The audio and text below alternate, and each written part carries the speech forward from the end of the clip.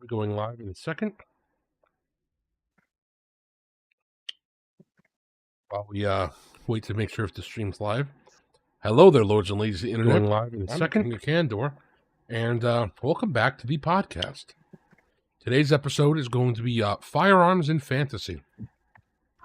I have with me my panel of guests here, and we're going to be discussing the different ways that guns and firearms and other ranged shooty boys will affect your setting. Yep. First up, this is my esteemed friend Des. He's been on multiple of these podcasts, and he's become a mainstay at this point. Hello, Des. Yo. And this is my other great friend Pag.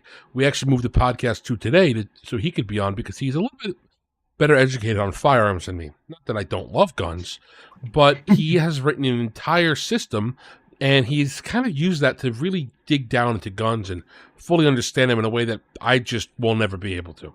Fantasy armor, Yeah. I got that, but he's got guns. Yeah, that's what I'm into. Guns and beautiful Also, women hello. and whiskey. Yep, all those I things. mean, what more is there in life, to be honest? Not much. Exactly. Reclaiming the Holy Land for the Crusaders. Says So true! True. So yeah, where do you want to start? What do you want to kick this off with, Chief? I think that we need to first explain what are the conditions to make a gun, because the Chinese had gunpowder for thousands of years before guns were invented. So Well, obviously, you need more than just gunpowder. basically, the whole way a gun works is you have pressure at one end of the tube.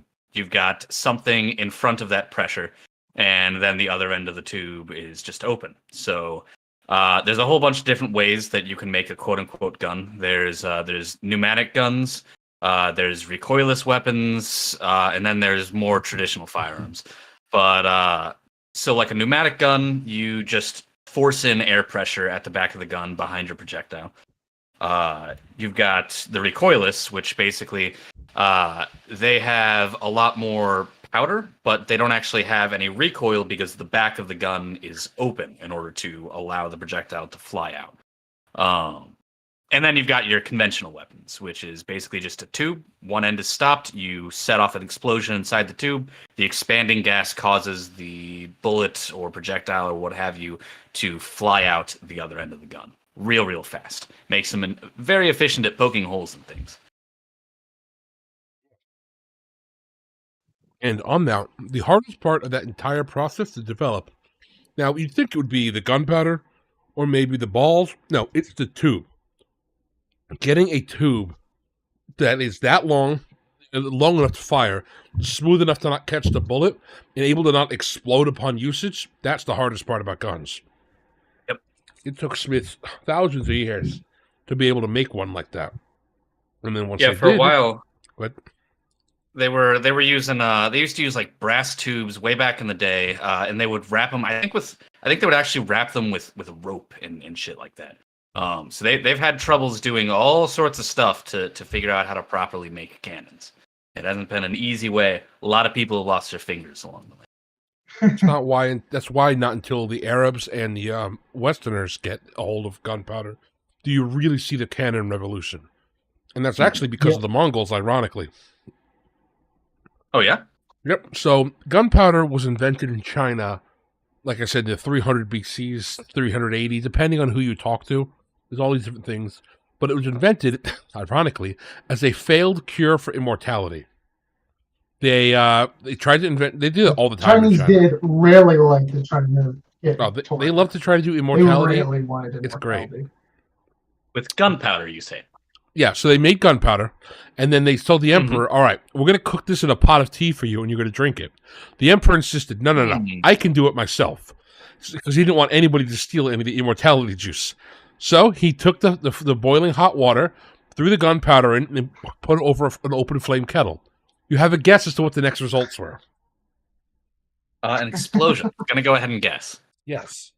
The emperor did not quite enjoy his results. How it's funny because he actually executed the advisor who said, "Sir, that's not going to work," for doubting him too much. China's history is hysterical. If you ever want to cover, like, if you're ever looking for fantasy inspiration for like what a tyrannical lord would be, don't go steal from like fascism or communism. People are gonna understand what you're stealing from, and it's too close to our chest to really have a meaningful like usage of without being political. Obviously, go to China. The crazy stuff that happened back then is just fun. So anyway, so they invented gunpowder, and then they used to do what they called fire lances, which were these bamboo tubes that they basically stuffed an arrow in the front of, and they launched the arrow out of. But they were single use is the thing. And they really didn't shoot the arrow so much as they shot a gout of flaming, sand and such out. And that basically is how firearms were functioning until the Mongols got there. You see, China doesn't actually have, ironically, very good walls. Most of the Chinese walls are really, really piles of sand. Yes, Anu Yu. There's another Chinese emperor who also took mercury pills because he wanted to lengthen his life. That's another fun one. Just the quest for immortality in China is so fun. But there's actually it's definitely an interesting topic. Oh yeah. Mm-hmm. And there's a genre of novels that kind of they're called cultivation novels that are based. I only know about that because of Zizentech's videos. Oh, Seth. Yeah. Anyway, not important. Not right now. We'll cover Chinese mythology here one day. So the Chinese, they had much shorter walls, usually made out of dirt. That made them much more scalable. And because they had dirt cores, the walls really couldn't be like blown up, but it was much easier to do things like flood the city or scale the walls and all the other ways the Mongols would get around things. They didn't really need it. However, Chinese engineers are pretty smart at making stoneworks. So when the Mongols took them over and they wanted to fight the Khwarezmian Empire, they are in the middle of Asia. They use stone, like real thick stuff. You can't really take over a stone, like you can't use water to knock stone down. It's not quite how it works with the technology they had. So they had to develop more interesting ways to break down walls. And then they met the Arabs. And then when they took the Arabs, they told the Arabs, hey, look, we got you guys. We've got all these scientists from China. We got all the scientists from Arabia, the scientists from India, and they used to cross-pollinate them and force them all to work together. It's really interesting. The Mongols are the first truly international system. Rome did that too, and a lot of other empires would mix things around and force societies to go, but they really wanted them to conform. The Mongols are really, other than Persia maybe, the only empire that you can see in history who says, no, I don't want you to integrate with people. Yes, see, not off fingers, but it's another great point. The Mongols also wanted to get the counter-rate trebuchets from the West, and they used that to finally take over the stuff in China that they couldn't take when they got far enough south to have real walls in China. But yes. So, goodbye, Player 556. It's good talking to you, buddy. But because of that, the Chinese and the Mongols develop gunpowder, then it gets brought to the West, and they start using it to go back and forth to try to figure out more ways to blow up walls until they develop a cannon. And once they develop cannons, that's really when technology starts to go off.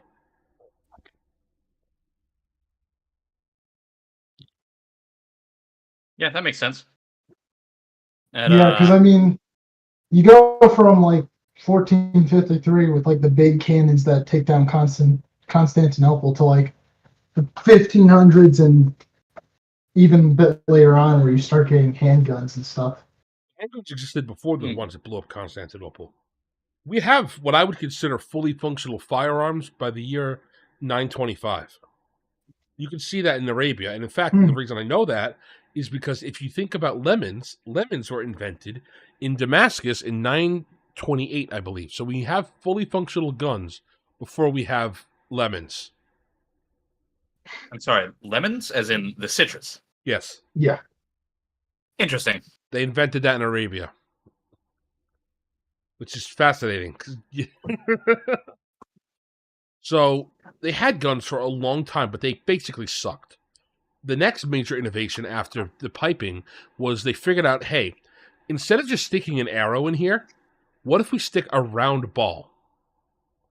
That's the next best thing that they had for technology development. Because what happened to the ball is it allows more of the energy to be impacted on the object, and if it wobbles slightly, it won't actually just destroy itself. I didn't realize that at the beginning they were still using like dart-shaped projectiles. I would have figured that the whole cannonball thing would have been obvious. Then again, that's kind of a lot of inventions over the years, isn't it? Yeah. Yeah. And it's not until they start like using balls that they really, really get guns to be what we would recognize today. Mm-hmm. Mm-hmm. And yeah, now guns have a very long history of basically sucking. So if you want to talk about them in fantasy, guns don't really become actually useful till about the 1600s. Beforehand, they're very, very obtuse.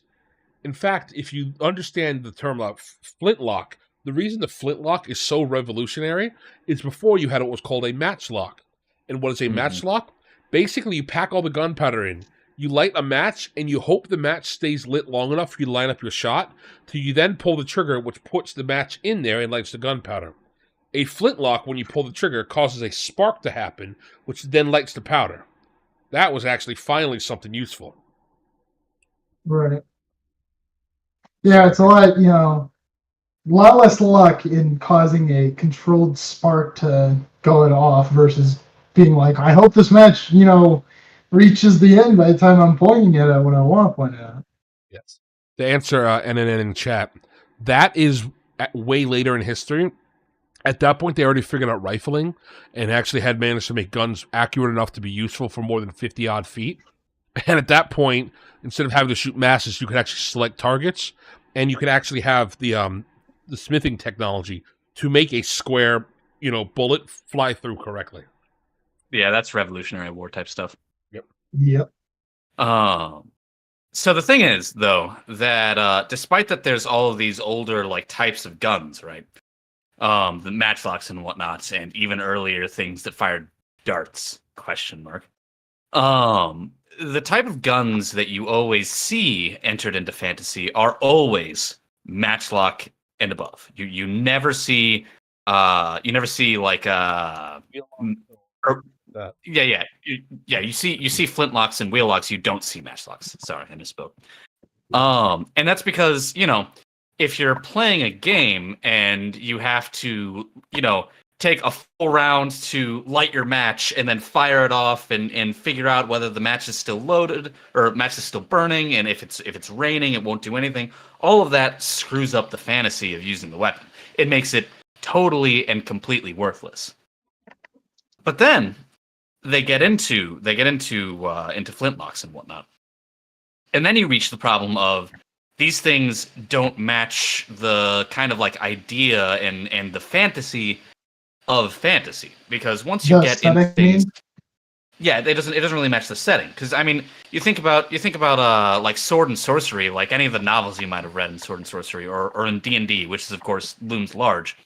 Everybody has hit points. Everybody can take a half dozen hits, and everybody takes everything does a dice amount of damage, and you can take a bunch of hits, and that kind of completely destroys the idea that everybody has when they think of a firearm. Because when you think of a firearm, you think, well, you get shot, there goes your arm, or you get shot in the guts, that's it for you, Chief. And no amount of increasing dice damage will effectively make them worthwhile. Exactly. Because then it's just effectively random. They never quite feel right in fantasy.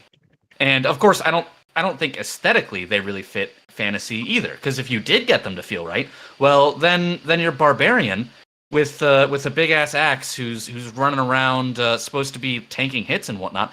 If they felt right like you'd imagine, the barbarian gets shot in the chest and just dies. Yeah, it just dies. Exactly. Yeah, that ain't right either. There's such a big difference between like the power they have. Mm-hmm. Yeah, which is why it changes combat like so much. Yeah. Like the only time I've even heard of like kind of guns and fantasy being mixed well, and I haven't played this game, so I don't know how well it does it. It's Arcanum of Steamworks and Magic. But even that had a it's special in Arcanum because Arcanum has this weird thing where you'd probably really get a kick on this if you never heard this, guys. So in that game, Technology works on the laws of physics, reality, and everything logical. Magic, you're telling them the magic system. I know this. Well, it's important to understand why it works in that game. Magic is the opposite. Magic automatically breaks down the laws of reality. So by having a fire sword, it changes there's like a reality bending aura around it. Because technology relies on technology relies on the laws of physics working, magic causes reality distortions. If you have a magical sword on a train, it might cause the train to explode. Because the train is going fast enough that the whole train is now being affected by the lingering magical aura, which means that sometimes the track won't adhere correctly. What if there's a slight slippage and maybe it turns something to ice on accident? And all these things, which just causes chaos, which is really interesting. It is really interesting and also addresses a point not Alfarius made, which, like, depending on how magical the setting is, why even bother with early firearms when ones are better? Which is true, except if you're one of the guys who doesn't have magical, stuff. Which is why there's an interesting conflict from what I understand in the game of, like, the magic users are kind of like, everyone doesn't like the magic users because they want to go on their, steampunk, 1830s train to go somewhere, but if someone has a magic item or uses any magic, it's gonna blow up. Again, looking at that as a setting thing, that's a really neat setting thing. However, guns have already advanced far enough that they're still past this gap that Pag was talking about. Right. No, that in terms of Pag's point is, like, it is different, because it's very steampunk, like 1800s Victorian era, which is way past what Pag's talking about with, like, front lock with matchlock stuff. Yeah. But I just thought it was an interesting example of, like, where a fantasy setting was able to use guns. And one of the big issues, though, is if you look at the times when melee weapons and guns were used interchangeably, you have only a few times in history that happens. When a greater power... Oh, crap, hang on. The thing saying we're losing data. Give me a sec. So fun. I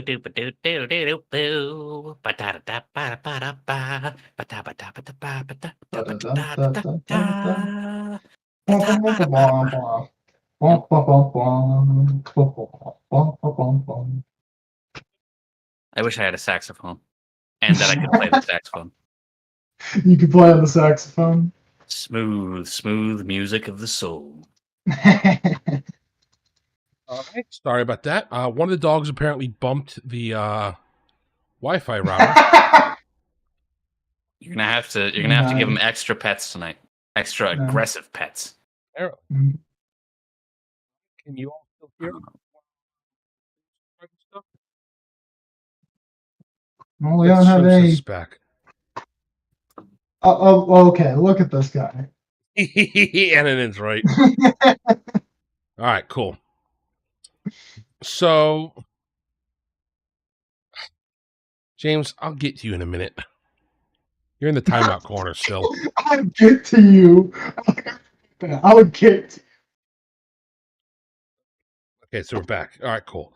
Sorry about that. I don't know if you guys heard. My dog accidentally bumped the Wi-Fi router. He was so excited to see my neighbor coming over. Gotta love dogs. But anyway, so you have a problem with firearms where the only time you see them existing with basically melee weapons, so like if you wanted to have the fighter and the barbarian still exist, you have to look at when that happened. It's back when firearms sucked so much that you had to fire them once and then you basically switched to melee. Or a superior power is coming in and just mogging out a lesser power in terms of technology, like the British and the Zulus, or the Americans fighting the Native Americans. And even then, it's the only reason that the superior firepower loses is because they just are so cocky that they don't have any armor on, and then the natives are allowed to go after them. The reason that the 200 Spaniards dominated Central America isn't just because of their allies. It's because the metal armor they wore was like impenetrable to the natives. They could not go through it. Right, because the Aztecs had obsidian from memory, and which just couldn't do anything to the iron armor.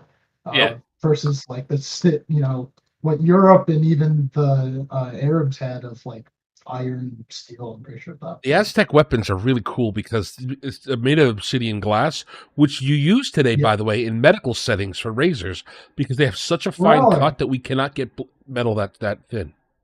Not with it's like as thin as something. I knew it was like very thin and good for like cutting, but like.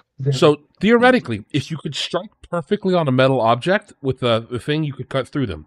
In fact, the Aztec sword, or the big stick they have, is called a mahuhidal, which roughly translates to horse cutter, because when the Spaniards would charge at them with horses, they would just wind these things up and cut the horse's head clean off. Because when it's going through flesh and sinew like that, the little aligned metal glass pieces will just go straight through everything. Right. But metal, once glass hits metal, it tends to shatter. Right. So that's why the Spaniards would be fine. Yeah, that's fuck all against this man's steel skin. Yeah. And Ned Kelly made bulletproof stuff out of kitchen items. Okay, so it's not just kitchen items. He took a tractor and basically welded that to himself too. And Ned Kelly's like 30 feet tall, and can basically bench press a horse. So he's strong enough to wear it. All right, I don't know who Ned Kelly is. What are you talking about? I don't know you don't know Ned Kelly? I'm just wow. laughing. Okay, so I was responding to NNN in chat. Story. I don't know who Ned Kelly is. Wow, I got to educate you boys. So Ned Kelly is probably the best Australian to ever live. He is a bushranger. He's definitely a criminal, and just so we're clear, I disavow all the murder. I disavow all the terrible things he did and all the stealing and all that. Okay. However, I feel like I'm listening about the Philippines right now. He was an outlaw. Basically, so you know all those movies where the cops are super corrupt to the point where like the bad guy has to join a gang just to take down the cops? Mm-hmm. Yeah. Imagine that's the system he lives under, except it's like the American West in Australia because they had no stuff there. So he was accused of stealing a horse, which he probably did do. I'm going to disagree, Pops. But then the horse, when he got when they found a guy on the horse hit a cop, and the cop said, "Oh, Ned Kelly beat me up and tried to kill me." So then they went from "you're stealing a horse, you should stop that" to "you attempted to murder a police officer." So Ned became an outlaw, and from there it turned into a whole bunch of shenanigans, and it ended with him having a gunfight with the cops. Where he wore like a full suit of metal armor, and there was like 37 guys who just could not take him down. Huh. Yeah, he's very based. One of the coolest things he did is he you're took gonna over say a town. based after he just disavowed? No, he disavowed. I avow murder. Fully avow. So here's the thing. The cool thing he did, this is my favorite thing about him, is he took over a town with his criminals, which I don't avow.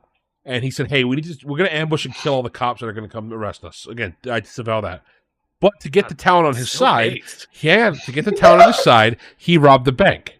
And after he robbed the bank, he went into the back and said, "Okay, the bank doesn't quite have enough money for me to pay everybody," so he burned all the loans. So the bank, everybody who owed the bank money, just got to keep everything scot-free.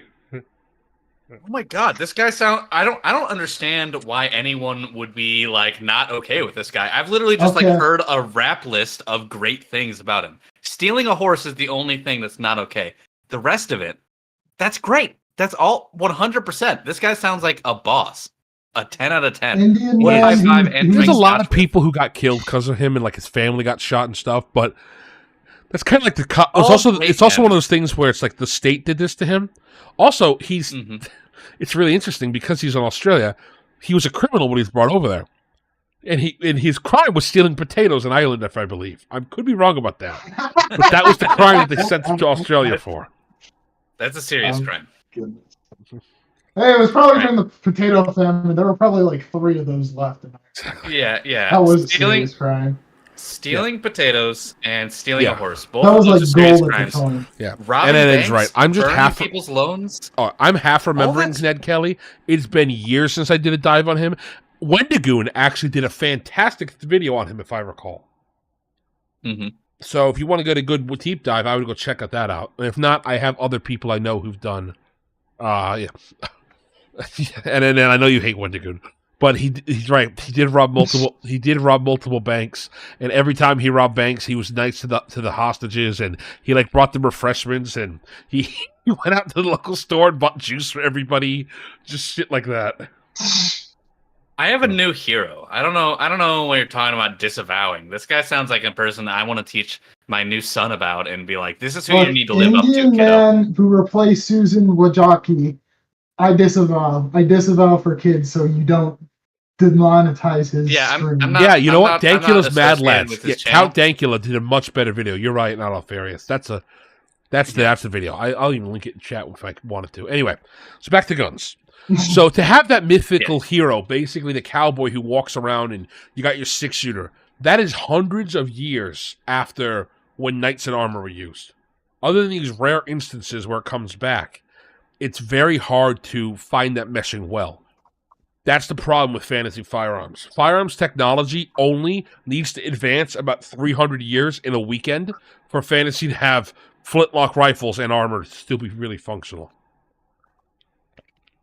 Yeah, and the problem is that nobody wants to use matchlock. So it's like it's either the guns are useful at all, and so they just completely mog melee and whatnot, or they just don't make any sense for what you would expect them to do, and then they usually kind of suck. Like in D&D, unless I think it's like a 4 feet tax for you to be able to use guns proficiently at the level that other people use regular weapons. And then you're 4 feet in the hole, so you're not anywhere near as good as anyone. Or you could have your entire... Yeah, I don't know about 5th edition because I don't play bad games. Or you could play the gunslinger.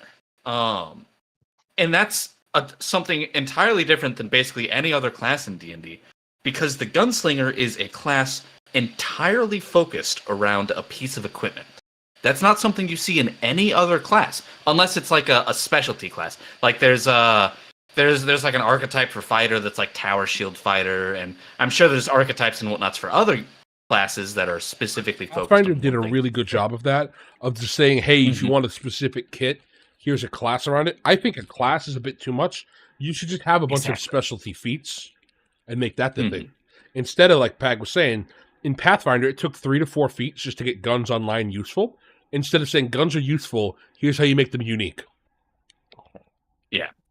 And even then, when you make them useful, in order to fit in line with everything else, they kind of suck. They kind of suck compared to what you'd expect. So you have to kind of build your game entirely around like guns. If you want guns to be in your game, and if you want them to be a competent thing to be used in the game, then you kind of have to build the entire game around the idea that it's going to have guns in it. I mean, guns were kind of like the original nuke, because like the world changed. War as a concept, war has changed once like guns get introduced.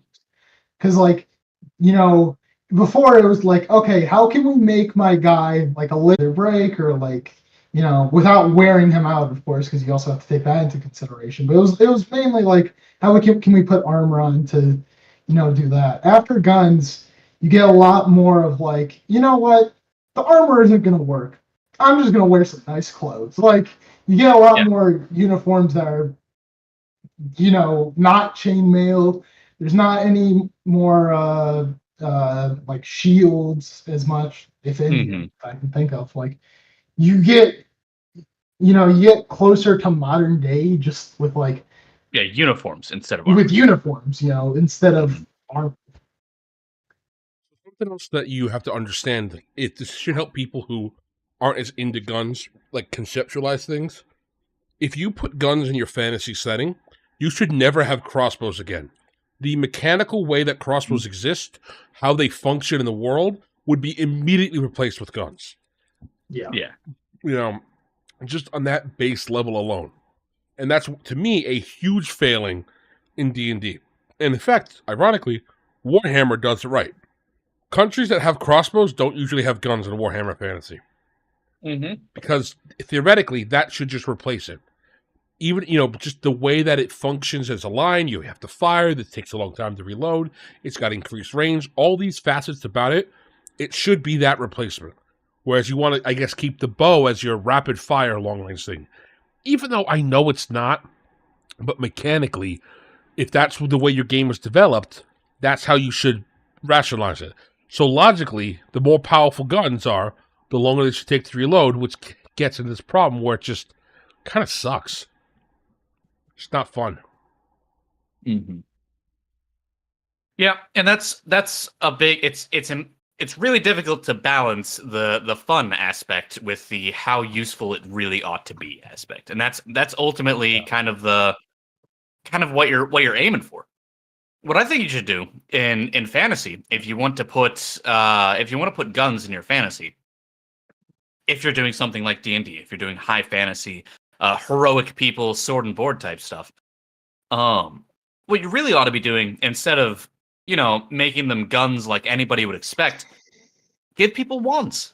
Give people 6-shooters that are wands. They have some sort of crystal inside them that shatters and releases its magic, or something like that. That it's not really a gun. It kind of looks a little similar to a gun, something like that, and it behaves a little bit similar to a gun, but instead you're firing out a magic missile out of the barrel of this gun, or you're firing out a fireball, out of your AT4.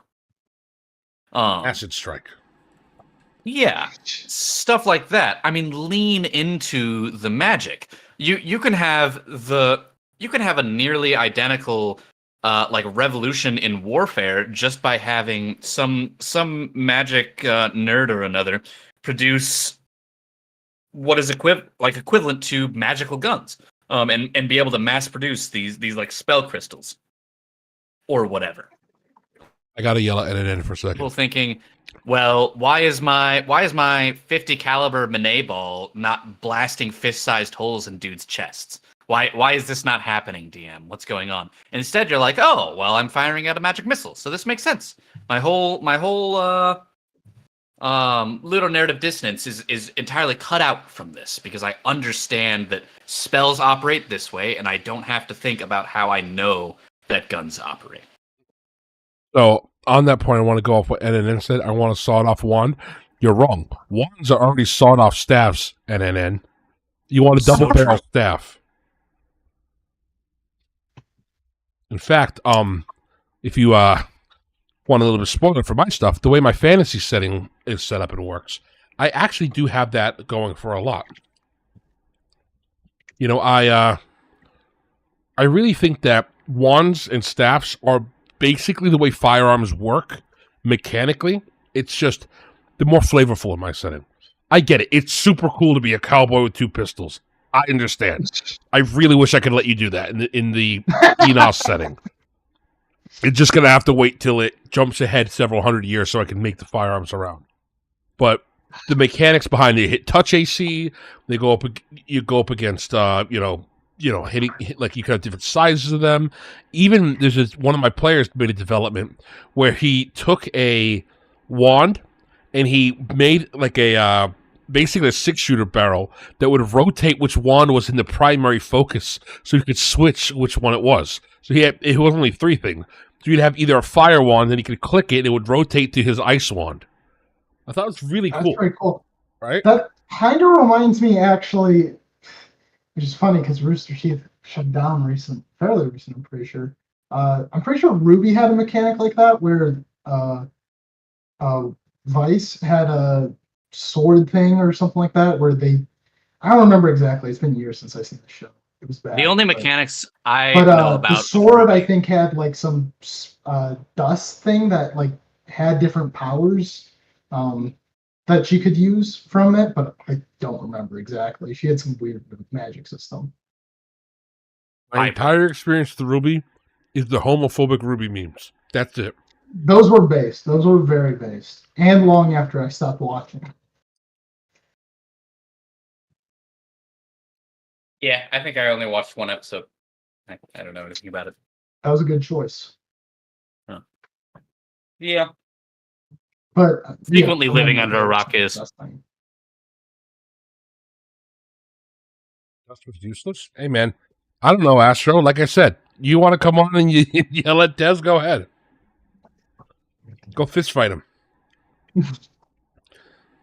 I'm assuming that dust is like spice in the setting, and okay. Well, I only watched till like the magic. 3rd season. Yeah, it was like dust basically. It was super powerful. So season, I'm assuming, is like 48 episodes with one pornographic film right in the middle, right? No, this was before they made the Fox Cat Girl and the armless one gay. So it wasn't yet at that. The blonde has no arms? I thought she had shotgun arms. So she has shotgun arms, but I think at the end of the second season she loses one of them and then has mechanical arm after that. How do you I stopped watching after like the second season. Also, Astro cannot get on right now. He doesn't have access to. That's unfortunate. I can't fix it because I'm streaming. Astro, we'll have to have you on next week. We'll have you and Des debate who hates Ruby more. No, it's fine. I can actually fix this right now. You're gonna give Astro mod access. You sure about that? Well, look. I don't know that that's a good idea. I can quickly demote him. I'll just put it to something below me. I see him do something gay, and we can kick him off. Unless you want something else. Let's make a separate role for guests. We'll take care of it next week. Separate role for guests? Okay. We'll do it. We'll focus on firearms this week. Astro can come on next week and tell you how stupid you are. The robot arm... Dude, I don't remember the... Dude, I stopped watching after the robot. All right. So back... The last thing I watched was Ruby. Sad. So off of Ruby, we're going to talk about another issue with world building with guns. Something I also see that doesn't get talked about much is guns are the great equalizer. Yes. Guns are the great equalizer. Yeah. It's just you. Okay, I'm just glad that Alfarius is confirming that her rapier did have a revolver mechanism that switched elements. I wasn't insane for remembering that. Structo, I'm gonna kiss you on the lips. I swear to God. Well, after the done making out, Astro, you're killing me. I'm actually just gonna kill you. We'll make this work. Don't worry. So, you saying you can only be on Thursdays. We'll do another Thursday stream. It's okay. Relax. I'm gonna mute you. Swear to God. So, like I was saying, guns are the great equalizer in terms of making it so peasants and people without training can go up against things. That's another huge problem for your fantasy setting. Once guns get introduced, you start to see the decline of the lesser nobility. Knights and barons and dukes really get destroyed because what guns do is they really allow you to arm civilians. So if you get a bunch of loyal idiots, the king doesn't need intermediaries anymore. That's how you get a lot of these authoritarian kings taken over, like Louis XVI, the Sun King. He just has so much power. And same with Louis XIV.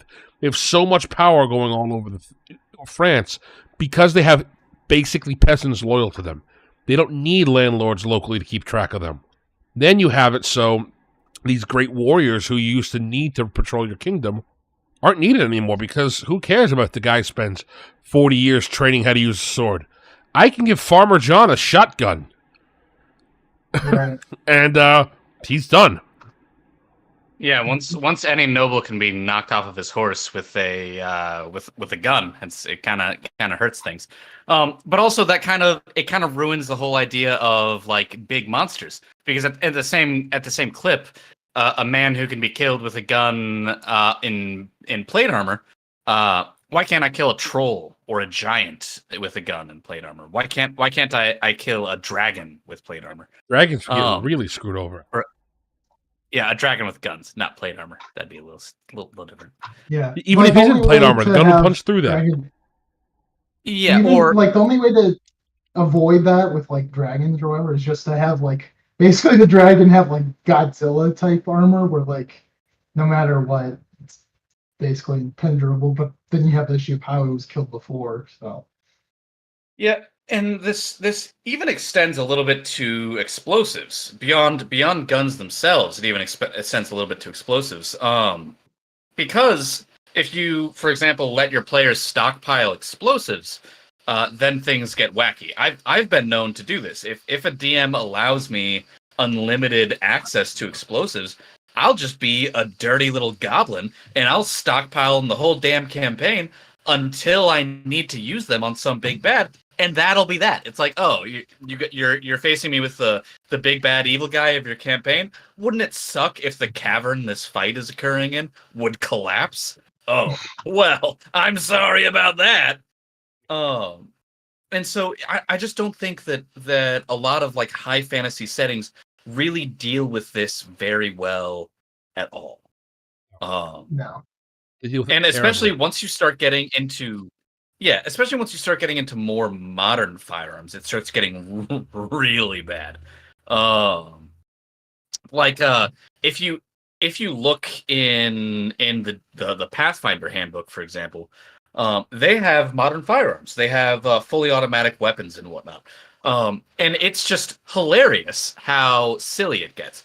Because they have ranges that just laugh in the face of every other ranged weapon in the game, and they have damages that are far outside of everything. So the only class that matters are Wizard, because Wizards can do everything, and then Ranger, because Rangers can, of course, use ranged weapons very well.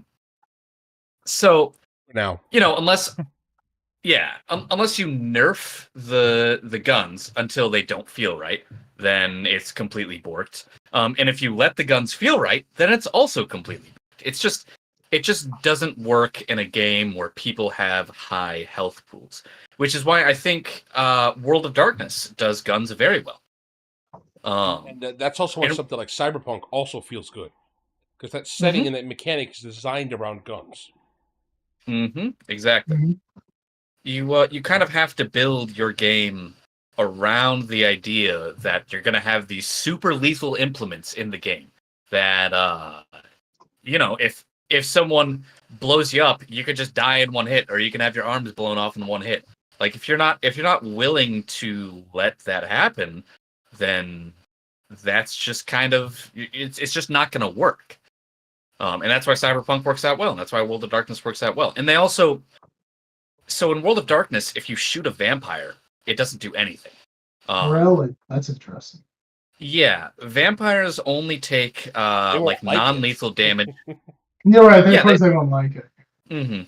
But they only take non-lethal damage, which they heal in seconds.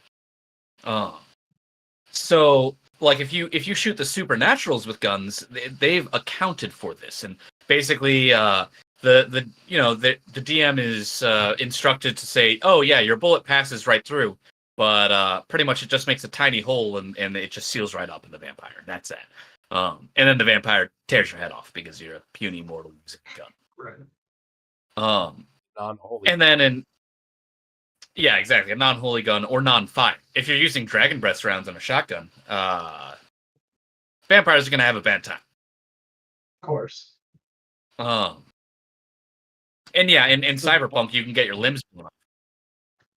Silver bullets work. It depends on what you're using them against. World of Darkness has an interesting thing, and I won't spoil it because it legitimately is a spoiler for what works to kill what. You have to find it out? Oh, that sounds cool. That sounds like it's a kitchen sink setting, so everything supernatural does exist in the setting. However, it's not quite right. Because the vampires, they're very powerful, and they do have a say. So they've kind of been, spreading a little bit of misinformation here and there. Sunlight does a vampire in, but everything else you kind of gotta find out yourself whether or not it does it. And silver is bad for werewolves for sure. But then other than up, and now you're screwed because your vampire tools. Yeah. Yeah, Pops is calling me out for silver bullets when that's werewolves. Unless it's no, that was also werewolves actually. Never mind. Yeah, I mean it depends on the setting. Probably have a minor impact on a lot of mythical things. Should. Silver is very hard to make into a bullet anyway, and it's very least like a minor amount of stuff. But even so, it's like shooting you with a pellet gun versus getting you with a shotgun. Yeah, enough pellet guns will kill you. But dude, that ain't happening. Yeah. If I recall correctly, silver does do something to vampires. It's been a minute since I played World of Darkness. Probably deal minimum amount of lethal damage though. Yeah. Well, funny, the weapons in World of Darkness, they just deal their damage. They have a listed damage. If you hit someone with a weapon, they just deal that damage, which I feel is another thing that makes it much better for firearms. Because you kind of expect that if you hit someone with a firearm, unless you just barely graze them, if you hit them, they're taken. It's bad. It's really bad for someone if you actually hit someone with a firearm and you don't just do like a minor flesh wound. I think the problem with that is D&D has never clarified their system properly. They make hit points feel like a bags of actually getting punched, when in reality it's just chances you have to actually be killed. Mm-hmm. But then you have like bleed effects, and it's like, why is my bleed effect taking hit points away? Is it a bag of meat or is it not? You're right. There's like inconsistencies. That's the biggest. Speaking of hit points, I know some of you have been asking a lot about my hit points in fantasy video that I've been working on for months now. I've been trying to get this book here that's been, stuck in transit. I'm pretty sure the Houthis stole it at this point. But very possible. It is possible. But hit points are an entire nightmare of a thing because nobody wants to, Pag said, figure this out. There's some cool mechanics you can do. If hit points are blood, there's some really neat bleed mechanics you can do when you get wounded conditions and all that. But if hit points are just luck and, before you get hit, then it makes sense for them to not matter until the last one. In fact, it's a saying in game design that you only really have one hit point. The rest are just near miss points. Which is silly. An interesting point that Amazing Astronaut made a while ago is wizards are overpowered AF in way too many media. I generally agree. I think that because magic is usually very undefined in a lot of media, mainly movies. I'd say like movies and books. I'd say video games and like tabletop games tend to do much better just because they have like game mechanics to like generally limit. No. I'm going to tell you right now, the most bullshit wizards ever are in D&D. Just go play any version of D&D. The minute the wizard hits level 15, everybody else should stop playing. It's absurd. Gandalf can get killed. Gandalf gets killed by just one demon. There's at one point thousands of Balrogs running around. A level 15 wizard should never be killed unless there's a level 16 wizard in the room. And even then, he'll have a clone. It's kind of silly how powerful wizards are. And the funny thing is, I mean, even then, there's also like druids and whatnot, where it's just like you can just cast one spell, and it's like, yeah, this spell just invalidated your whole class and character. Like, oh, you're a level 15 fighter. That's really cute because I just summoned a demon that actually fights better than you. How about you suck it, nerd? And that's just the whole thing. A druid can turn into a bear that can out damage, out health, and out self heal all the martial classes. Because druid gets to add their level to damage and stuff. That's crazy. And then they can just turn back to a druid, move out of the way, turn back into a bear, and beat the heck out of you again. Yeah, the balance in D&D is not fantastic. That's why there's tier lists for classes. Because you just shouldn't have a fighter playing in a party with a druid and a wizard. You just shouldn't, because the fighter's just going to be sitting on the sideline for half the time, being like, "So why am I here exactly? You guys could just solve this whole problem, right?" It's like dude, I just came here to have fun. Like I'm just here for the ride. Mm-hmm. And what sucks is they could very easily fix it, but they don't want to because it's part of the iconic nature of D&D. Right. And they fixed it once. One time they fixed D&D and made it perfectly balanced. And everybody hated them, and that's why they never went back to 4th edition. 4th edition was perfectly balanced. It was too balanced, in fact. Because people don't actually want real... Yeah. Because people don't actually want balance in their game. What they want is they want choices that, don't suck. The problem with 3rd edition especially, there were these things that are called feat taxes, where you had to spend 3 feats just to get to a feat that you actually wanted to get, which is stupid. Really? Oh my gosh, they were so bad. And that sounds annoying. Well, they did that because everybody gets 10 feats from leveling up normally. but the fighter gets 21 feats. So because the fighter gets 21 feats, therefore feat taxes don't affect him as much. Which, yeah, you're right about that, but all you've done now is make it so everybody who's not a fighter sucks at martial stuff. Thanks. I hate you too. Like, oh. Yeah, so not nefarious. The upper levels of D&D are legendary heroes. I get that, but why is my legendary guy with a sword so much worse than my legendary wizard? Right, it's like the legendary hero, except, St. George or whatever is not killing a dragon, with one hit. It's like, he's killing a bear still. Like, there's a difference between, like, how much they can kill and how easily. It still takes a lot more for the fighter to kill than, like... Unnecessarily. And D&D at high level becomes nuclear football anyway. We just throw it back and forth until one of you hits the other guy, and then he misses and he dies. Right. Oh, yeah. See, Alfarius knows. Just make a new dimension. What is it? Level 16, you can add 2 qualities to a new dimension. So all you do is you make a dimension that's made out of water, and a dimension that's high gravity. And then, because you have a high gravity water dimension, you now have basically an infinite pressure washer that can cut through diamond because it's so high gravity. So you open a penny-sized hole on your finger that you can aim at things. So you're now just essentially using water to slice things in half. Or you go up to the king and you put it in the middle of his throne room. So it's now cutting a hole in his floor and flooding his entire kingdom. All I'm hearing is that basically this is like the first episode of Frangren, or however it's pronounced. And it's just like her where she just, like, the big villain shows up at the end or whatever. I haven't seen the show. I'm talking out my butt with half of this. But, like, I've seen the clip where, like, she tells the one chick to kill herself. And it's like that, it sounds like, at this point. With, like, this level of power. Yeah, Wizards are silly OP. And then she's got 4... think about that. That's level 16. They got 4 levels left to go. So bad. Mm-hmm. They got 4 levels left after that. Yeah, there's a whole level of spells left. There's still Wish left once you hit level 17. D&D 3.5 was very poorly balanced. Yeah, clearly. They take out 11th level spells. You didn't get to see those in those games. Spells at least just auto-kill God. Yeah, unless you're doing fucking the epic level handbook. That's crazy. Yeah, it's the end in those. It's insane what you could do. It's stupid. I hate it. But yeah, Alfarius, you should be Hercules. You should be able to just bench press a bull and, fist fight a Hydra.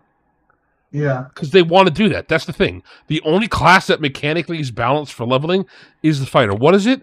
Fighters level multiplicatively and wizards level quadratically. It's the level of power they gain access to. That's exponentially and quadratically. That's what it was. Yeah. So stupid. Anyway, so back to Firearms and, talk about how they were in World of Darkness. So how do you use this in your game? How do you use some of the ways that Firearms work, their functions, and some of the topics we talked about here? Well, step 1, mechanically, you're going to have to pick. Do you want Firearms to be mechanically interesting and worthwhile and, functional in your setting? Or are they going to function how the fantasy tells you they should function?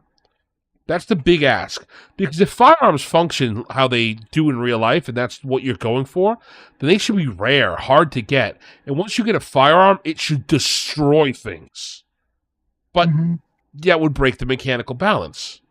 It's okay if you wanted to, to do that, but just know that that's going to happen.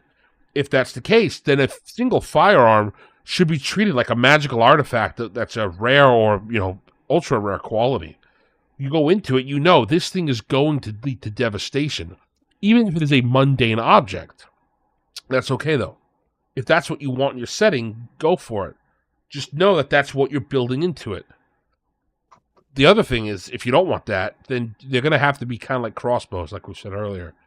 It's okay that they're just upgraded crossbows mechanically, and maybe more people have access to them.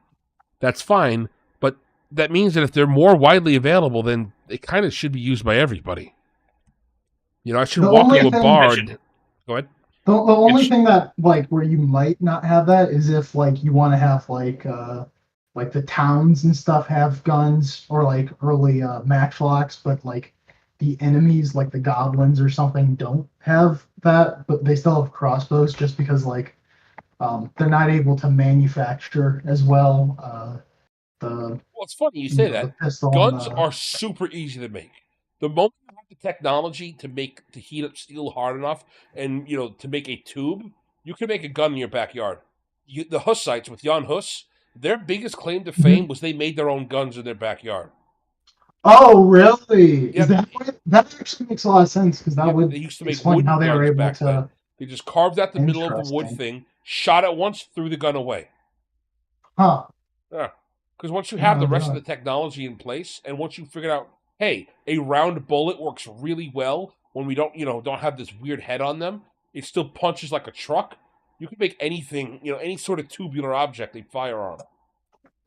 Well, then maybe you could have it so that still the goblins don't have it, but they don't have it just because they're not smart enough to make the weapons. But it's one of those problems here that goes. But yeah, it is kind of like it is difficult and somewhat contriving it. You got to consider it. Yeah, you got to understand. How do you do it?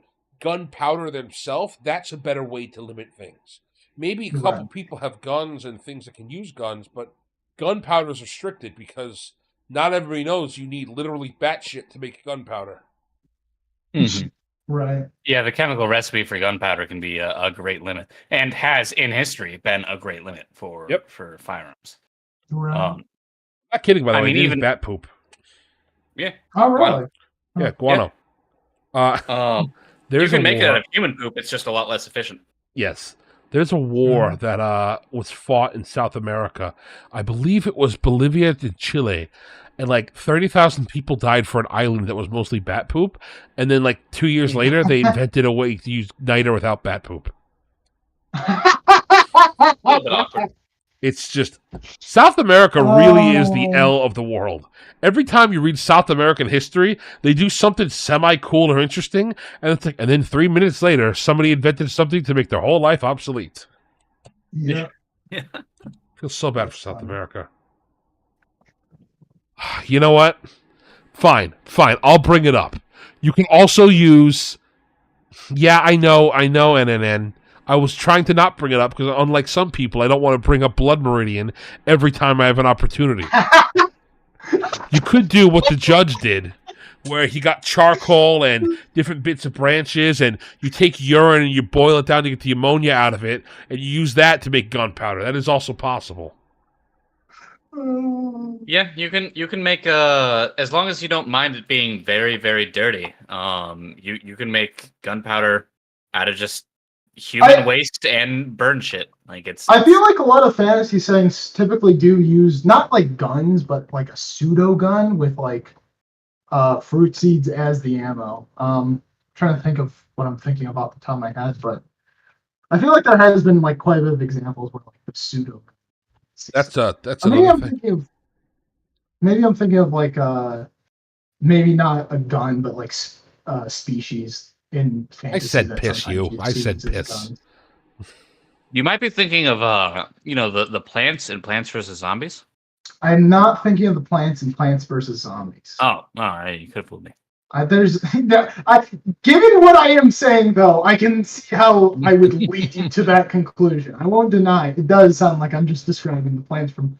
Maybe I'm thinking of the Octo Rocks since they shoot rocks, but I feel like I'm thinking of something more specific. I'd have to come back to that. About that one. So, and an end to that subject, no. Green fire is not a firearm. That's probably closer to Greek fire, which is just napalm. Yeah! It's just another way for napalm. Napalm is its own special category. Yep. It is a fire thing. Yeah, I know the piss comments a direct quote for the book. I know he's parroting Paradise Lost in that scene, too. I know. Unlike some people that we know, whose names ended uni, I've read the book and understand it. All right, I haven't read the book. I just want to say I love piss. That's fair. So there's a point in the book where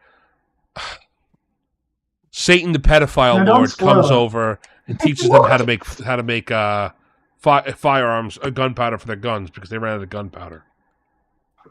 I see. And he's like, "Let me piss on you." He tells them all. He tells them all they need to piss over here, and he goes, "Piss, boys, piss for your lives." That's actually a line in the thing because the Indians are climbing up the mountains to shoot them.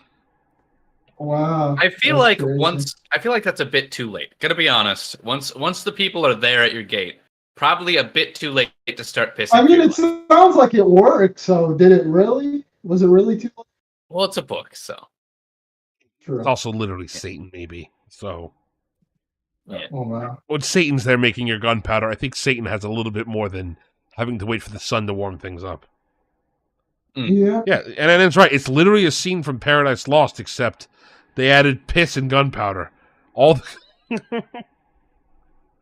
that was what was needed to make Paradise Lost good. I haven't read either, but Paradise Lost is really good. Everybody's wrong about it, though. That's the problem with that book. That's another thing. That's what I've heard. That's what I've heard about Paradise Lost. I don't remember why I heard it in high school.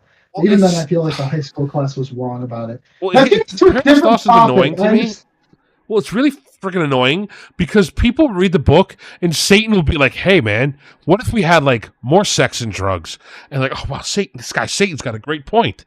And then somebody in the book will be like, "No, Satan, that's a bad idea." And he said, "Oh, I didn't say let's have more sex and drugs. I said let's have more cake and parties." And they're like, "Oh, Satan, I think that's still a bad thing." He's like, "Oh, I didn't say that." Like, bro changes his argument 3 or 4 times, and you sit and look at it like, "Oh, really? Satan's supposed to be this high moral character we agree with?"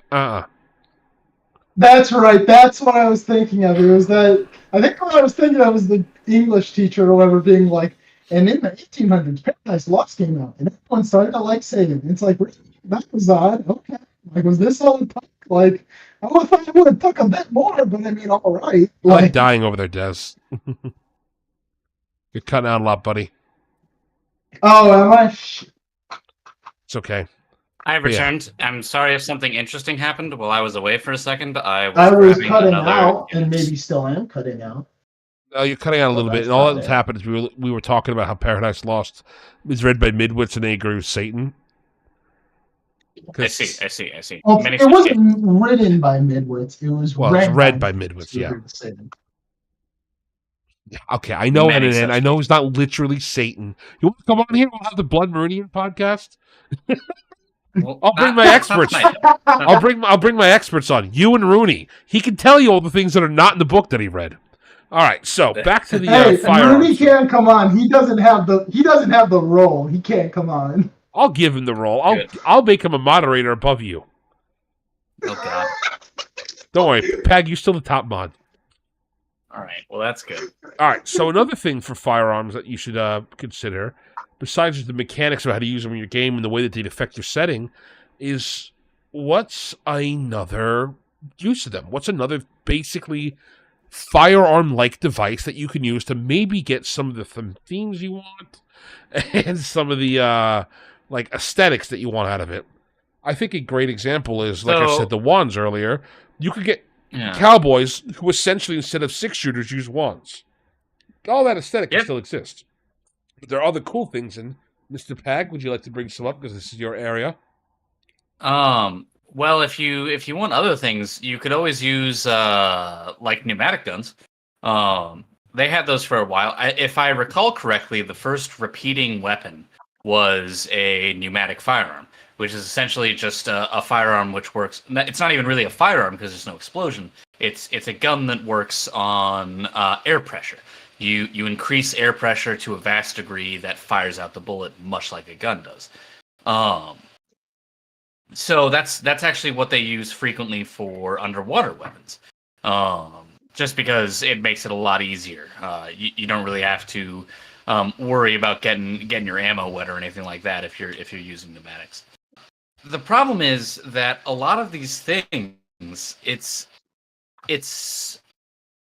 they're going to have nearly identical metallurgical technologies that would allow them to create guns. Like you said, making the tube is not exactly hard. So the whole idea of having pneumatics instead of regular firearms is not like a huge thing. Then of course you have things that are like I'm hanging on. Oh, is it?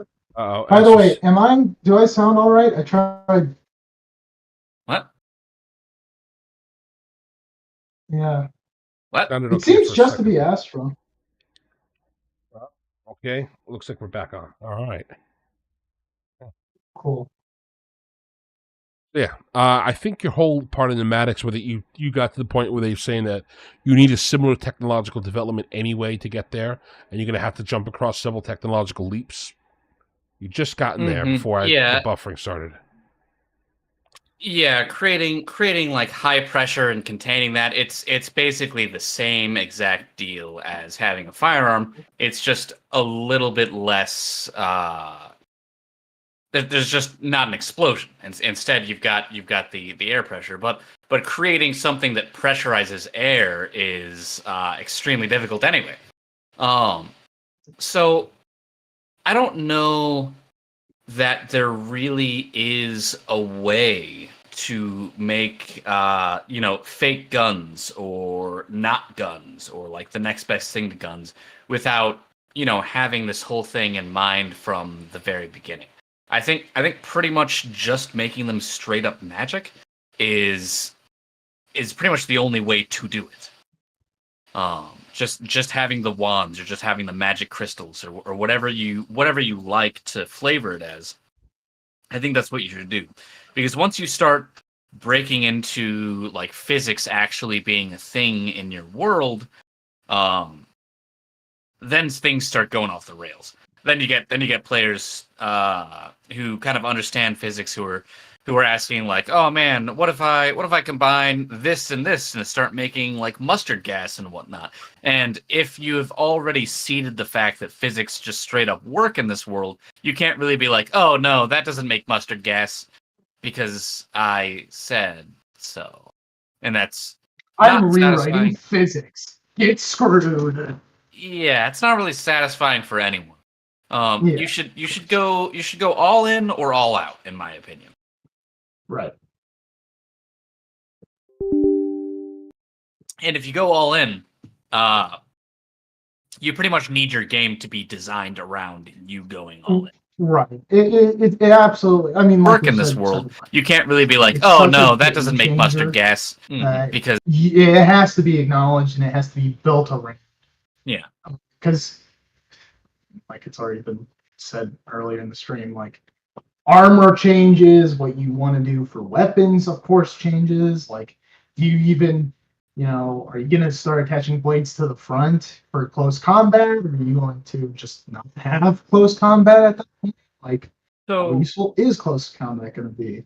Something that I think does really good with it. And this is a novel series, not a game series. It's the Dresden Files. I think they do really great series in the chat. Yeah, love those books. And the main character is a wizard who's in Chicago. He carries a .44 revolver, and he's a wizard. So he uses magic in one hand. He's always able to use magic and always able to do that nonsense. But also, in case the magic fails, he's got a .44 in his pocket, and he can fire it off. So they kind of built the Dresden Files around, or Jim Butcher, the author of the Dresden Files, built the series around the idea that this would exist. And what was that steampunk setting that you guys were talking about? The steampunk game where technology doesn't. Yeah, that's a thing in the Dresden Files. Technology doesn't work around magic. Yeah, but a firearm works on extremely simple like principles. I mean, pretty much everything in a firearm is just extremely simple mechanical things working on one or another. There's no like complex technology inside of it. When you pull the trigger on a revolver, it's all just gears acting on one another. And then, of course, something catching fire. So there's not a lot for the whole physics bending nonsense to act on in such a thing. And I think that really works because you can kind of have firearms mesh with magic in a really nice way in that way, because firearms are kind of harnessing the primordial forces.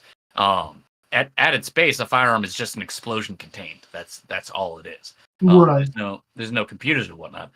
The main character in the Dresden Files, he drives an old ass car because old ass cars they don't have any computers or anything in them. Any electronics. That's interesting. That is an interesting windup. So yeah, he definitely put a lot of thought into it. Seems like Dresden Files are incredibly well written. It's great. I'll definitely have to check it out. Like that sounds like a really interesting setting and world that he's created. Where he's of course thinking. Best part about the Dresden Files is you could tell he worked backwards. He said, "I want this aesthetic. How can I justify this aesthetic?" And that's a fantastic way to do things. And he also started small. The books are very much local cop type stuff, and they build into greater stuff, which is, again, how you really should tell a story with a setting. I do want to do a couple of YouTuber things for a moment.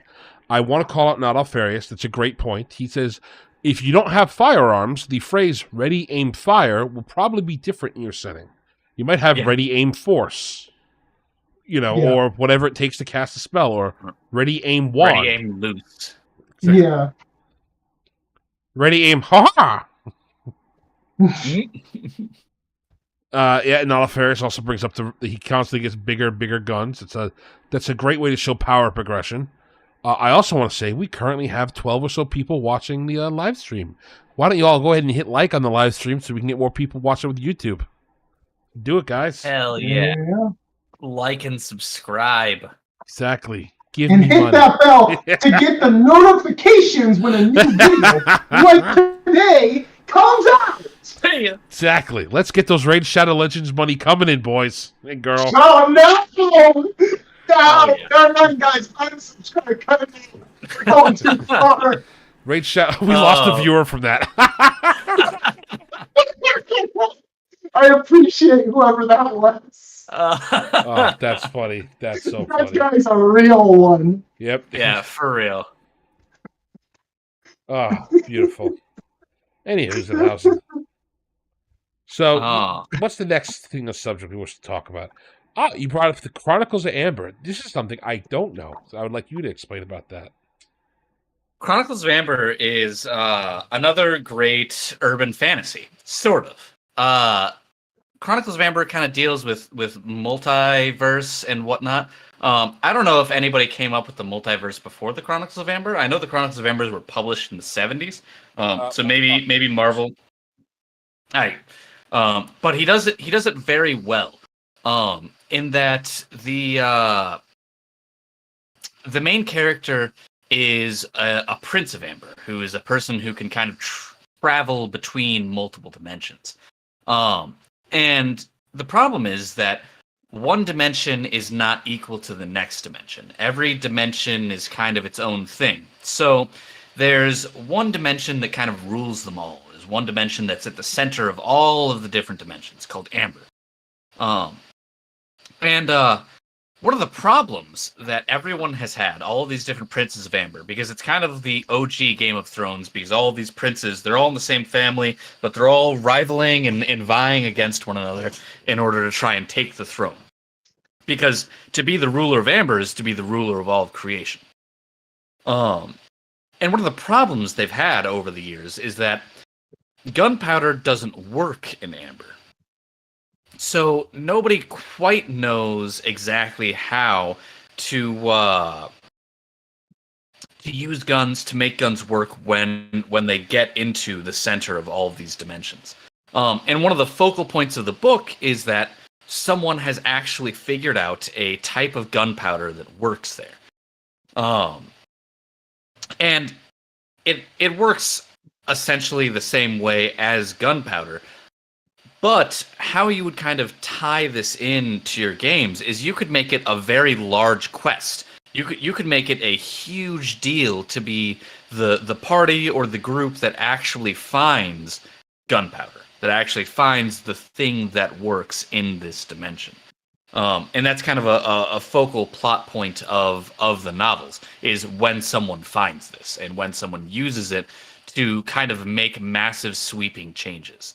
Amber has been the same for an amount of time that's hard to define because time doesn't run differently in all of the different realms until someone figures out gunpowder that works in Amber. They bring it into Amber and kind of everything changes. It makes a huge difference. But also, I highly suggest you read the Chronicles of Amber. It's great. Great series. So what I'm hearing is I have 2 books to read now.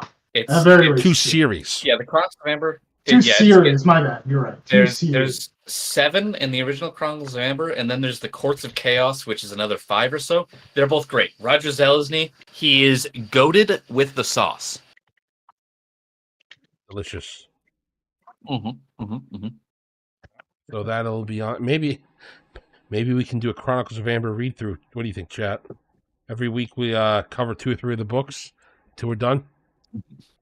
I'd be down with that. I would love to reread those. I'll reread those books any time. What if you can refresh it? I can be like, oh my goodness, this is awesome. It's really cool at this, and then you can just accidentally spoil something because you don't realize what I'm doing. Yes, endless spoilers. If anyone in chat's not in the server yet, go swing by the server and maybe we'll schedule a book club, and we'll have once a month a book club stream if it works well. But I do want to call out something Astro pointed out earlier, that Moray Leinster's Sideways in Time in 1934 is possibly the earliest multiverse story. I think that's probably a fair guess.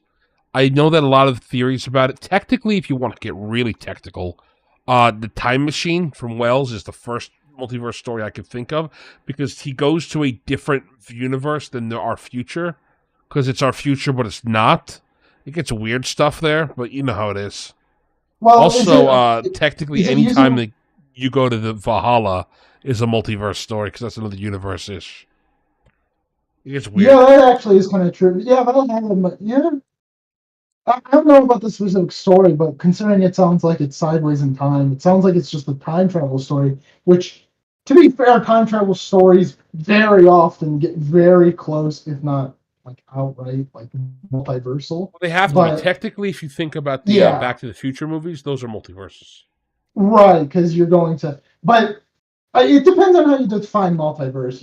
Is it like directly jumping timelines, or is it like Back to the Future, where it's a time machine where you change something in the past leads to a different future? Kind of depends on your definition. Because from what it sounds like, it does sound like Sideways in Time is probably like a something like a Back to the Future, where you're changing the past and then going to a different future.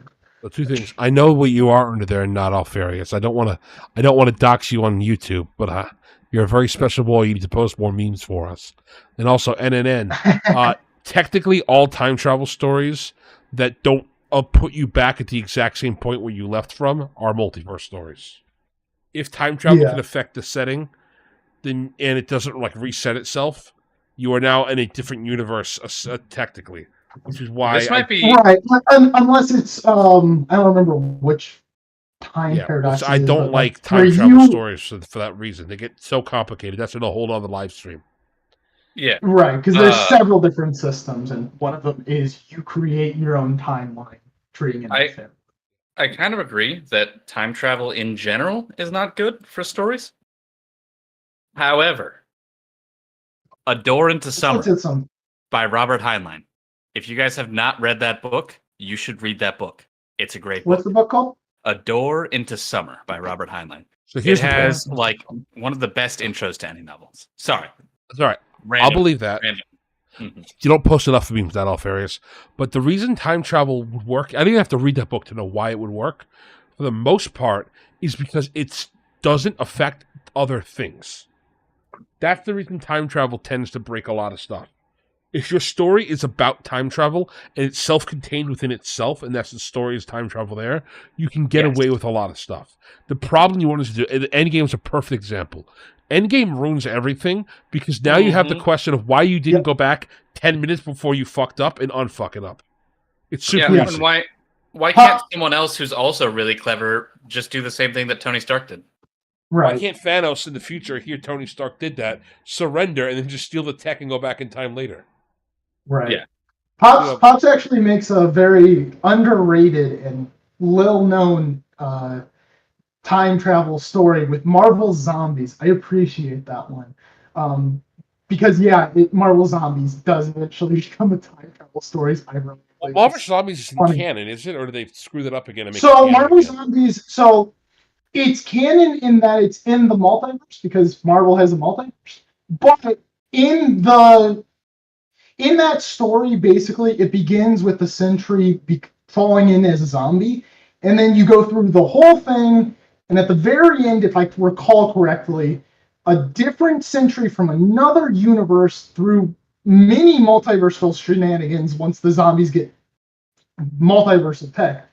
The Watcher at some point captures the Sentry as he's got a cut or something and is basically about to explode, and then he gets transported to the beginning of the first Marvel Zombies story, which leads it into the paradox of where basically information or an object is created through time travel, since there's no origin outside of time travel. Gotcha. Think of some other examples off the top of my head, but there's many stuff like that, though. I think it's dumb to just retcon it through time travel. Just make it another universe. Just put it to the side and make it an Elseworld story. That's something I think is hello, Black and Rudy, welcome. I think that's something that's highly underrated, especially for all other authors. Elseworld stories or what if stories. Oh, that is such an untapped market. And you might say, well, I see all these other things. They're all terrible. Nobody ever does Elseworld things correctly. Great example is the current crop of Marvel what ifs. Every single one of them sucks. What if Doctor Strange lost his heart, not his hands? What does it even mean? Come on, man. Yeah. I get it. I have some really asking what if Doctor Strange in the comics, evil? But well, regardless, it's one of those things you're basically trying to say, what if Doctor Strange was evil? Which, that's a freaking lame thing. He's already borderline evil. He already does some terrible stuff. What you should do is what if Spider-Man accepted Venom? Now, that's an interesting thing to discuss, and, Spider-Man becomes evil. How does that affect the thing? That's more in line with what a multiverse or what if should be. Or you do something crazy. What if Tony died and the terrorists use his Iron Man tech? So now, instead, you have Iron Man, instead of being an American who wants to, help the world, it's a terrorist who wants to destroy the world. What a more interesting story we now are saddled with. What that reminds me of one of the what if comics I have that I read quite a bit, which is what if Cable killed the X-Men? And it got in the end, I think Magneto basically ends up nuking the US because everything goes to hell because there's no one to counterbalance Magneto, and all these big all the big X-Men aren't there to basically counteract all the other mutants, which because they're all basically nuclear bombs, which they have to have a mad situation to counter them. I don't want to comment. Brilliant. Astro, you're correct. Spider-Man being evil has been done to death. I get it. It's just a very simple explanation as to what an actual what-if story should be. The Spider-Man goes evil is usually for a hard weekend. That's oh my god, Cable's guns. Oh, I don't even want to get into Rob Liefeld and the way that man drew guns. Oh my gosh. Yeah, you know what? That should be a topic we transition into. So let's talk about stupid guns in fantasy. Guns with 19 barrels that shoot one big bullet at a time. What, you saying that's dumb? I think that's awesome. Shut up, let's do that. Let's do more of that. No, but there are so many badly designed weapons, and I'm not even going to be super anal. I understand if you're not a gun guy and you make a generic or lame looking gun, but there are some things that are just so poorly designed that they're infuriating to look at. You're telling me that the gun that needs 10 men to carry, that's a badly designed gun? That sounds a little far-fetched. We pronounce nuclear correctly, all right? You're the one who pronounces nuclear wrong, Pops. Continue. Go ahead and post it, Rudy. That's okay. And then Alfarius, what if... Not Alfarius. What if racist Peter Parker was canon? That's the story. Okay. That's an Avenger level threat. There's a Spider-Verse story where one Spider-Man does say, "I hope I'm not the racist Spider-Man." I think it was the first.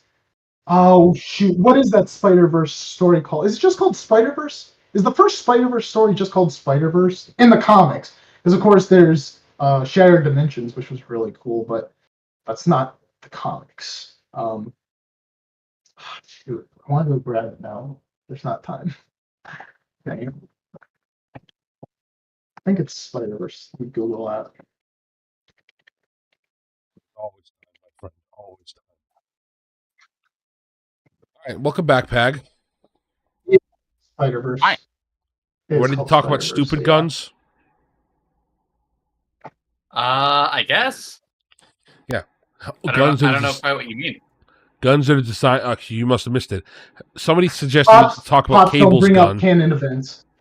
Yeah, Cable from the X-Men's gun. And he's got 19 barrels on a gun, except it shoots one bullet. Guns designed like that. Guns that have like 45 magazines sticking out of them. Yeah, a lot of people that like don't understand firearms at all, designing firearms. It's like it's as bad as AI art, you know?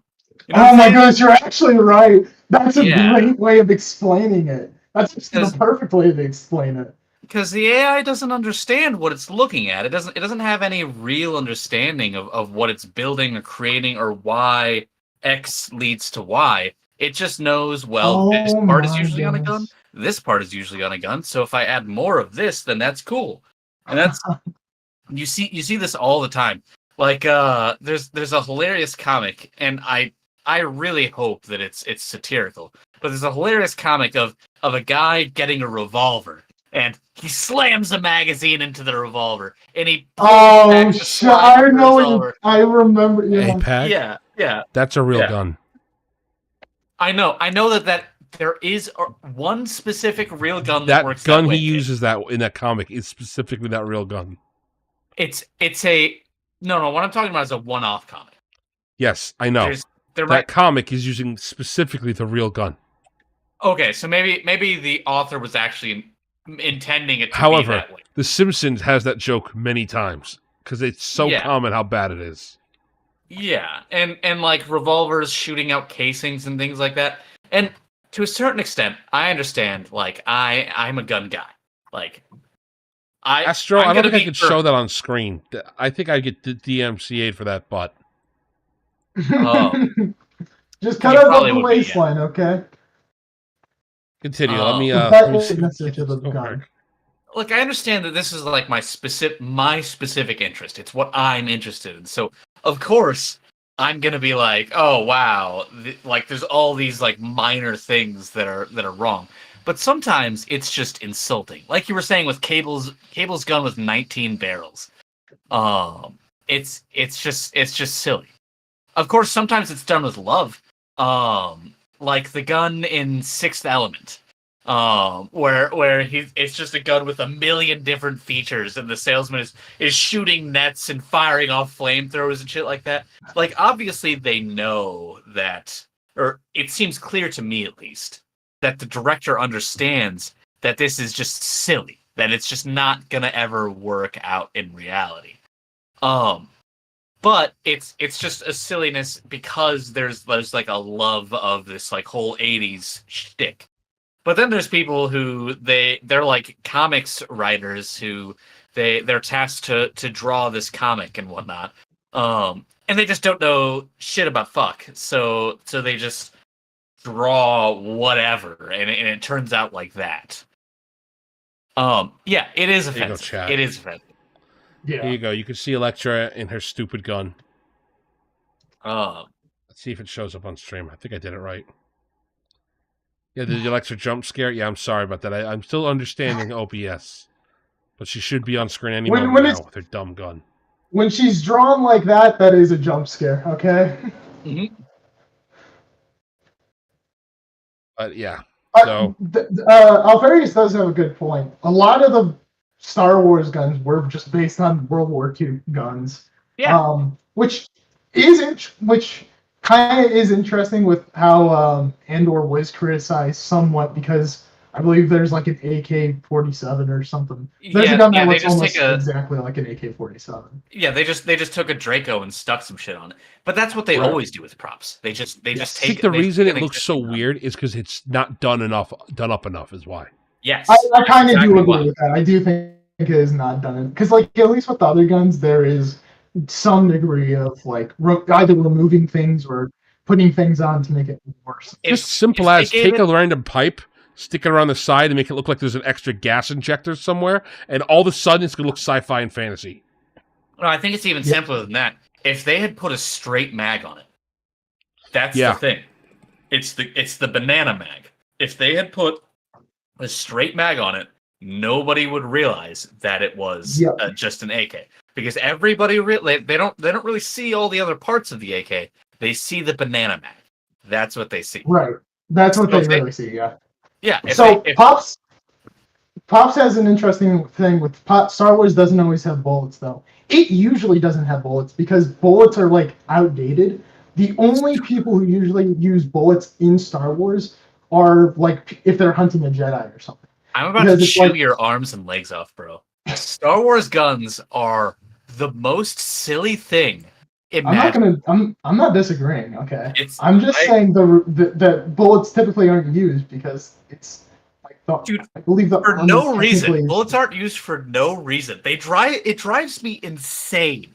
The whole shtick of Star Wars is that they were just like, oh yeah, all of the tech that they have was discovered 20 million fucking years ago, and nobody has innovated on any of this since. Or if they have innovated, it's tiny innovations. It's innovations in like a step upwards. It's not innovations in like a new technology or anything. The main upgrade I've seen in Star Wars is the lightsaber no longer has a bear. That's like the main upgrade I can think of. And even then, a backpack to use a lightsaber. Exactly. And even then, that was an upgrade that was done like 4,000 years before the episode 4. So but yeah, the only time bullets are usually brought up, and I don't know if it's because I think maybe the armor's supposed to like basically be impenetrable to bullets, but then there's also times when they never officially confirmed it. So what happened in Star Wars in the past is, this is never in a book, it's been talked about by several writers, is that back in the day, they made anti-bullet technology so good that bullets were just essentially stopped. So that's when they developed laser technology. And lasers just would melt straight through everything. So because lasers became so ubiquitous, they stopped making things bulletproof because it was a waste of time. Now, it's funny because you'd think that people would then just logically go back to bullets, but lasers are so much cheaper than bullets that they just never went back. Guys. The other thing is funny is that I know specifically because of Republic Commando, the Trandoshans are famous for using slug throwers. Yes. So that's not even like lasers in Star Wars. They aren't lasers. Yeah, they're plasma. They're plasma. Yeah, right? They're energized blaster gas. Whatever the hell energized blaster gas is. Tiberium, I think it is, or whatever they're mining on. It depends on who's using them. That's right. It depends on who uses lasers or blasters have different colors because you energize certain gas and it turns different colors because they wanted people's colors like lasers to look different colors. It doesn't make any sense. It doesn't make any fucking sense. Like the whole thing. I wish they would just not have explained any of it because their explanations of it has made everything worse. No matter what the time period they went to is what really ruins their stuff. Had the Star Wars only been over about 100 years, you could excuse the technology not going anywhere as fast as it should. But it's over like 20,000 years as the Republic's been around. Well, I don't think it's 20,000. I think it's 6,000. Is it 20,000? Yeah, 1,000 generations. And a generation's 25 years. Yeah. No, I'm sorry. It is actually not bad because I forgot about not Tales of the Jedi.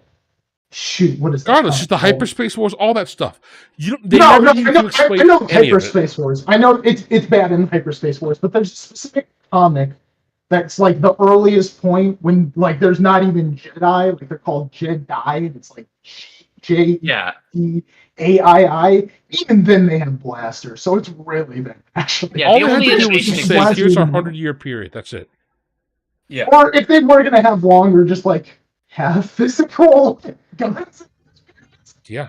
Like don't have the period before Jedi. Like have also the same blaster pack. Like It drives me literally insane. It drives me actually crazy.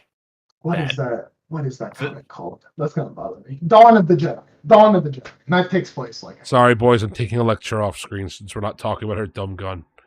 It's bothering me.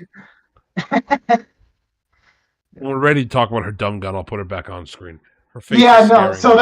So yeah, the Dawn of the Jedi stuff takes place 25,000 years before Episode 4, and they have guns, the same laser type. And I mean, there's something interesting to say sociologically about the idea that if a society was given all of the technology that it has to create modern tech, would it have the drive to innovate and create new tech? Right. Like would the Star Wars society itself be some sort of giant cargo cult wherein they believed all of these were artifacts from the gods? But the problem is, in universe, they don't treat it like that. That's not. Yeah, they don't treat it as special. They're like, and I feel I could be misremembering, but there's like comics to like show that like people are trying to make better weapons, and like even with like the Republic to the Empire, they act like the tech is getting better. And to be fair, the ship sizes do increase a lot. Yeah, the ship sizes, but like. Oh my god! Don't even get me started on the ship. I hate Star Wars ship sizes. Like, it was cool when you thought that a Star Destroyer had like 300, 400 people. You're like, wow, that's a big ship. No, it's like fucking 12,000 or some insane thing. Yep. Yeah, it's absurd. Star Wars is. It is absurd. They wouldn't call them space battles. They call them genocides because so many people die. Correct. And with pissing you guys off with Star Wars, I am going off to see the hit film Godzilla x Kong. Godzilla x Kong Sweep. Dude, tell me how good that is, because it can. I will. I'll tell you how good it is in a bit. There's no way for that film to not be gold. I'm legit like actually excited about seeing this film. I'm gonna see it like at least 3 times. And just get smashed every single time. So after the 3rd time, I still won't remember it. I'll still. That's base. That's so bad. That is absolutely how it should be done. Anyways, yeah. I'll see you guys. See you later, buddy. All right. So we pretty much covered all I wanted to, unless you want to yell at Electra's stupid gun a little bit more. Well, obviously it's unbalanced. Like, it's extremely unbalanced. Let me get it back on screen for everybody. Here you go. Here's Electra's dumb gun. If you wanna look at this shit, all right. So there's 2 scopes on it. I guess that's a flashlight over the scope. It kind of looks like it. I'm not really sure. Gonna be honest, not really sure. Make her pretty big here for the chat. And let me make her nice and big in center stage. There you go, boys. There's Electra and her dumb gun. She's got a nice butt. I can't deny that she's got a nice butt. Like, okay, thumbs up for that. But the gun is very poorly designed. Like, that gun is massive. That gun probably weighs like 30 fucking pounds. And I mean, you don't want to be lugging around a gun that's that big. Not only, I mean, I guess you won't feel any recoil, so there's the upside of that. But the downside of being able to actually like wield that thing is going to suck. You're not going to be able to fight with that thing on your back because you're not going to be able to move fast. And in combat, moving fast is life. Especially because most of the time, your armor's not going to stand up to that many hits. And look at Electra. She's not wearing armor. She's not wearing much more than her skin. Which, again, approve, because it's hot. But, like, it's silly because she could, I don't know, she could just carry an AR or something and have, like, a chest plate or something like that. And she'd be 1,000,000 times better off. What I find really interesting is if you have the chat open, you could see a much better zoomed in version. So like you said, she's got a scope on top, which she's got a flashlight on top of that, which leads down into the absurdly large gun. But it looks like her magazine has like a bandolier coming out of it or like some sort of strap. So it looks like it's part of a shoulder strap. yeah. So just imagine that. So you're going to unclip your mag every time you put your gun on. I guess. You know, I guess. good luck. So does she only have one magazine, or does she have multiple straps that she does? And I'm assuming this is drawn by like an actual human, right? I just. And also, here's another funny like, thing to consider. I don't know if I can get a line on screen. I can use my mouse, I think. Look at where the gun goes under her top breast. And just make a straight line back. That's not where the stock comes out. Wait, her top breast? Well, you know, look at the gun. It rests on her breast there. You mean like the weird string thing that's coming off the top? So look at the stock. Look at her hand. Right, she's got the handle. Follow it up and go to the stock. The stock goes under her tits. Now go follow that straight line back. That's not where the back of the stock is coming out. Huh. You're right about that. I don't really have a way to explain that. Yeah. It's like the stock goes goes to her chest, then off screen it clips itself down another few inches, then continues, which is just a terrible way to hold a gun. Terrible way to hold it. It's a terrible way for a gun to be designed. Yeah. I don't know. It's just like what was this artist thinking? It's better because think about this. We're not even done. Look at the grip. There's a ring there, which is meant for a shoulder sling, which means that the artist drew where the shoulder sling's supposed to go and then chose to stick it onto the clip. Yeah, it's like the AI thing. They understand that parts have to be there, but they don't understand why or what it is or how it's supposed to be there or how it connects to anything. I just don't get it. Yeah. There's another thing. There's a random piece of metal or something that goes from the tip of the gun over through this in through the sight, comes at the side and goes to her other shoulder. What is that? Yeah, what exactly is that doing? Is that also, a level so she can make sure she's got the sighting right? I don't understand. I don't understand most of what is going on with this firearm. And then it's got this ridiculously huge, smoking can on the front of it. Is that supposed to be like a silencer? I'm not. Is it? No, it's a loudener because she's just that cool. I believe in that. I fully believe in loudeners. However, she's supposed to be an assassin, so that I think they're really going counter to her whole idea. And then what's on top of the can and what's behind it? There's these random other bits. Are those more flashlights? Does she have 3 flashlights on her gun? Yeah, or are these red dot sights? Occasionally you'll jam like some sort of optic thing, like something to get infrared or something. You'll put that in front of your scope, but usually you'll put it right in front of your scope and not at the tip of your gun. Chat wants us to get a close up of Electra's doofy face, so it is pretty bad. I don't. That's chat, in give fact. Me a second. When you showed me this image, her face was immediately the thing that I noticed first. I was like, "Is this like man Electra, like Helectra?" All right, off Various. There you go, buddy. I'm gonna make her nice and big for you. She's coming in to give you a kiss, buddy. There you go.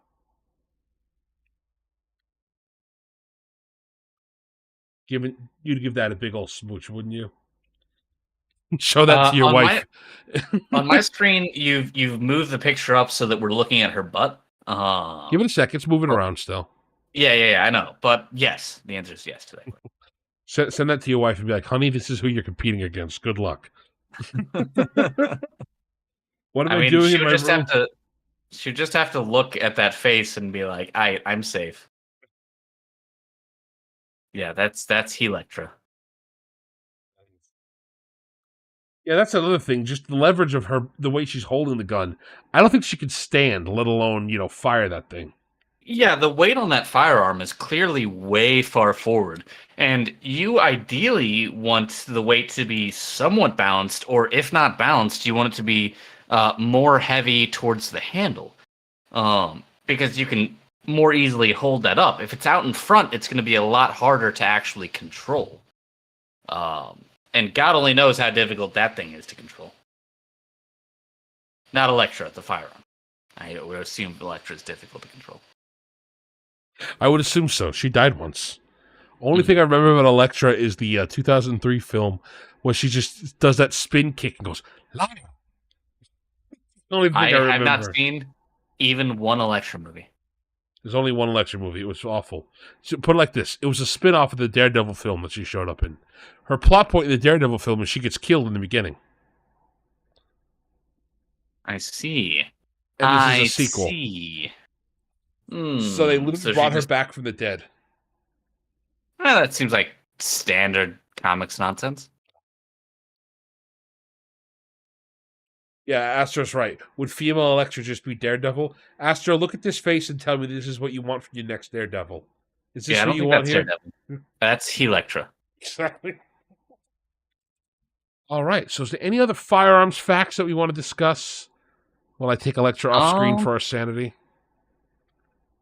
Her expression does look constipated. Yeah, kind of. She just kind of like looks unhappy to exist.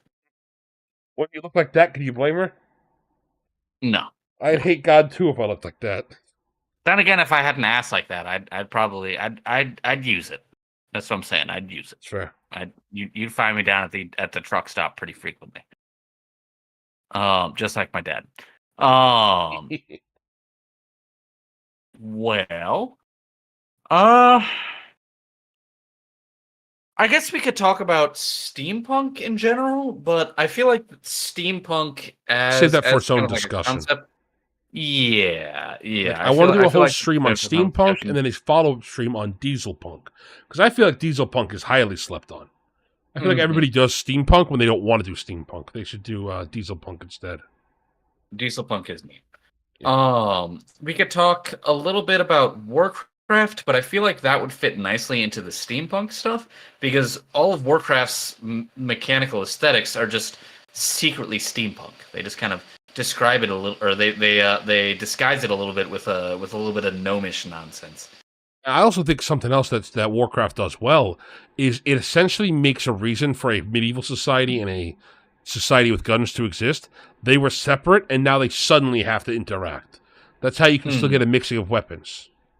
Yeah, they do that well. And honestly, having a clash of technology and a sudden paradigm shift within warfare is a very interesting sort of thing to include in the setting. But again, that's huge steampunk vibes. Like the whole idea of clashing technologies with what currently exists is nearly the point of steampunk. Oh, so NNN brings up a good thing he wants us to hit on before we go. How do you make guns equal to other powers? So here's the thing about guns. Like I think we mentioned it briefly earlier. Guns have one or two modes. They either function like guns, at which point they cannot be equal to everything. They're just much more powerful. Or you nerf guns and make them in line with stuff. If you want to nerf them, that's fine to make them in line. But just know that that's what you have to do. You're going to have to explain to people how the guns are worse. That's kind of what D&D does. And everyone will know. Yeah, that's what D&D does, but D&D doesn't give you at least the honor of telling you up front, hey, the guns have to be weaker here. So, all right, everybody. I don't want to just ramble and gaggle on for too long. I think at this point it's a good spot to stop it. So I'd like to thank you all for showing up here. Thank you so much for hanging out with us tonight, lords and ladies of the internet. Feel free to join us in the Discord and come hang out there. We'll answer more questions and hang out from there. Otherwise, you all have an excellent night and stay safe out there. Also, have a happy Easter. God bless. That too. Yeah, God bless.